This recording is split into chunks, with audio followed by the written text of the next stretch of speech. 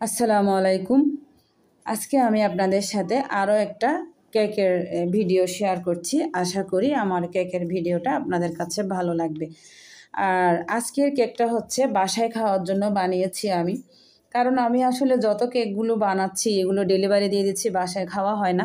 মানে আমার মেয়েকে আমি খেতে দেই না।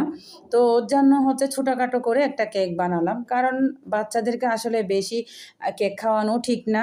আর সবসময় কিন্তু খাওয়ানো ঠিক না, স্পোর্ট শরীরের জন্য অনেক ক্ষতি করে। সেজন্য আমার মেয়েকে আমি কেকটা একটু কম খাওয়াই। আর যেটা আমি বানাই ওইটা হচ্ছে যে ডেলিভারি দিয়ে দিই, পরে আমার মেয়ের জন্য আর বানানো হয় না আর কি। তো আজকে হচ্ছে মেয়ের জন্য, স্পেশালি আমার মেয়ের জন্য আমি হচ্ছে ম্যাঙ্গো ফ্লেভারের একটা কেক বানাচ্ছি। তো ও আসলে অসুস্থ, সেজন্য কেকটা একটু কম খাওয়াই।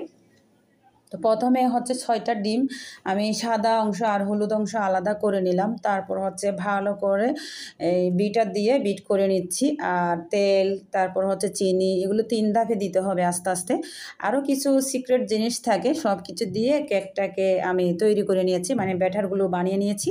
আর এখানে হচ্ছে একটা আমি ফিশ কেক বানাচ্ছি চা খাওয়ার জন্য বিকেলবেলা। আর আরেকটা হচ্ছে মানে ক্রিম দিয়ে ডেকোরেট করে একটা বার্থডে কেকের মতো, পার্টি কেকের মতো বানাবো।